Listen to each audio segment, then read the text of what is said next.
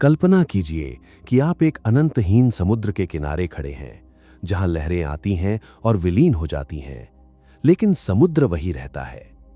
क्या आपने कभी सोचा है कि जिस क्षण सांसें रुकती हैं, उस पल उस चैतन्य शक्ति का क्या होता है जो आपको आप बनाती है? क्या वो चेतना शून्य में खो जाती है या वो किसी अदृश्य द्वार से होकर एक नई यात्रा पर निकल पड़ती है? अष्टावक्र गीता के अगाध ज्ञान की गहराइयों में छिपा ये रहस्य आज आपके सामने खुलने वाला है।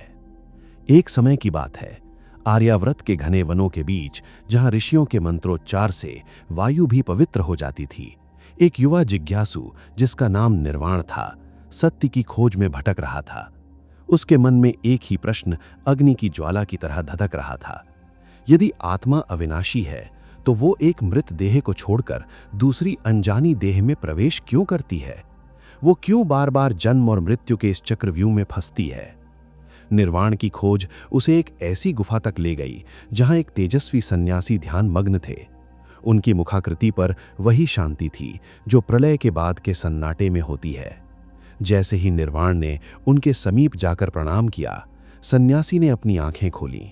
उनकी आवाज में ब्रह्मांड की गूंज थी, मानो स्वयं महाकाल बोल रहे हों।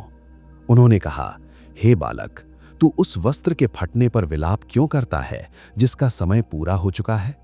क्या तूने कभी ये विचार किया है कि कर्म की डोर कितनी सूक्ष्म होती है? सन्यासी ने एक उदाहरण देते हुए समझाना शुरू किया।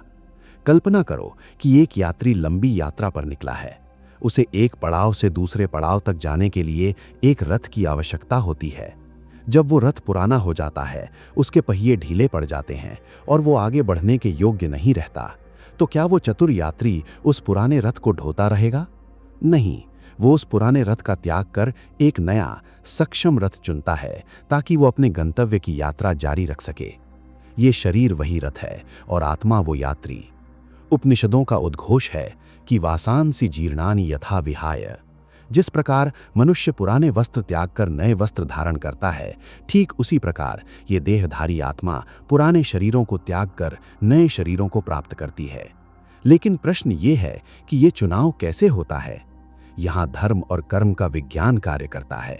हमारे द्वारा किया गया हर कार्य, हर विचार और हर वासना हमारे सूक्ष्म शरीर पर एक छाप छोड़ती है। जब मृत्यु का समय निकट आता है, तो यही छापें, यही अधूरी इच्छाएं और संस्कार हमें उस दिशा में खींच ले जाते हैं जहां हमें उन्हें पूरा करने का अवसर मिल सके। सन्यासी का स्वर अब और भी गंभीर हो गया। निर्वाण, ये सत्य जान लो कि जन्म का कारण अहंकार और आसक्ति है। जब तक हम स्वयं को इस हाड़ मांस के पुतले से जोड़कर देखते रहेंगे, तब तक हम अपनी वासनाओं के अधीन रहेंगे। श्रीमद् भगवद गीता में भगवान ने स्पष्ट कहा है कि जो मनुष्य जिस भाव का स्मरण करते हुए देह त्यागता है, वो उसी भाव को प्राप्त होता है। यदि मन में केवल सांसारिक वस्तुओं की लिप्सा है, तो वो आत्मा पुनः उन्हीं मोह माया के बंधनों में जन्म लेगी। जैसे जैसे कहानी आगे बढ़ी, निर्वाण के भीतर एक असीम चेतना का उदय होने लगा। उसे समझ आने लगा कि जीवन केवल एक अवसर है स्वयं को जानने का। अष्टावक्र गीता का वो महान सूत्र उसके कानों में गूंजने लगा। तब मुक्त हिक्व गतातात, अर्थात हे तात, तेरी मुक्ति कहाँ गई? तू तो सदैव मुक्त ही है। तू ये शरीर नहीं, तू वो आकाश है जिसमें बादल आते और जाते हैं। ये देह का बदलना केवल एक विकास की प्रक्रिया है। जैसे एक छात्र एक कक्षा उत्तीर्ण कर दूसरी कक्षा में जाता है, वैसे ही आत्मा विभिन्न योनियों और शरीरों के माध्यम से अपने चैतन्य को परिष्कृत करती है। वो तब तक शरीर बदलती रहती है जब तक वो इस सत्य को नहीं पहचान लेती कि वो वास्तव में निराकार, निर्विकार और परमानंद स्वरूप है। जिस क्षण ये बोध हो जाता है कि अहम ब्रह्मास्मि, उसी क्षण आवागमन का ये चक्र समाप्त हो जाता है।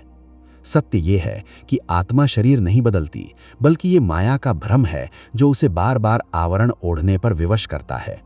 जब ज्ञान का सूर्य उदय होता है, तो अज्ञान का अंधकार मिट जाता है और मनुष्य को साक्षात नारायण का स्वरूप दर्शन होता है। ये यात्रा स्वयं से स्वयं तक की है। आज का ये वृत्तांत हमें ये सीख देता है कि हमें अपनी देह से नहीं, बल्कि अपने उस अमर तत्व से प्रेम करना चाहिए जो कभी नहीं मरता।